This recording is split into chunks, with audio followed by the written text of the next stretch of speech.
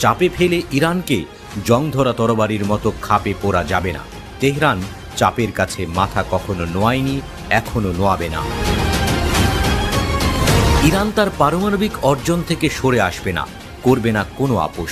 জাতীয় পারমাণবিক দিবস উপলক্ষে আয়োজিত এক অনুষ্ঠানে একথা বলেন দেশটির প্রেসিডেন্ট মাসুদ পেজেশকিয়ান। যুক্তরাষ্ট্রের সামরিক হুমকির জবাবে তিনি বলেন, তারা যত বেশি হুমকি দেবে আমরা তত বেশি শক্তিশালী হব। তিনি আরও বলেন, আমরা শান্তি চাই, সংলাপেও প্রস্তুত, তবে সেটা মর্যাদা ও আত্মমর্যাদার ভিত্তিতে।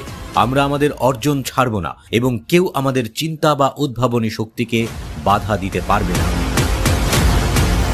তেহরান পারমাণবিক বোমা তৈরি করতে চায় না বলেও দাবি করেন তিনি। বলেন, পশ্চিমারা বলে ইরান বোমা বানাতে চায়, কিন্তু আমাদের সর্বোচ্চ নেতা আয়াতুল্লাহ আলী খামেনি স্পষ্টভাবে বলেছেন, আমরা বোমা চাই না। এটা বহুবার যাচাইও হয়েছে, তবে পারমাণবিক জ্ঞান ও শক্তি আমাদের প্রয়োজন।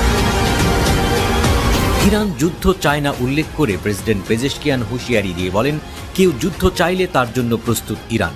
বলেন, আমরা যুদ্ধ চাই না, তবে যে কোনো আক্রমণের মুখে দৃঢ়ভাবে দাঁড়াবো।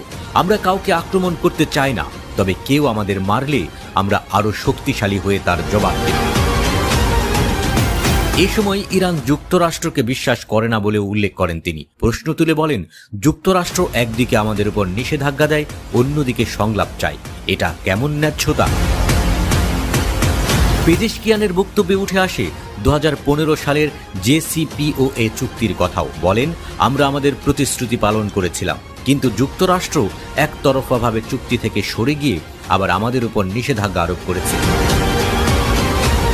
তবে দুই দেশের মধ্যে চলমান বিরোধ ও অবিশ্বাস কূটনৈতিক ও রাজনৈতিক আলোচনার মধ্য দিয়ে মীমাংসা করা সম্ভব বলে মনে করেন এই নেতা।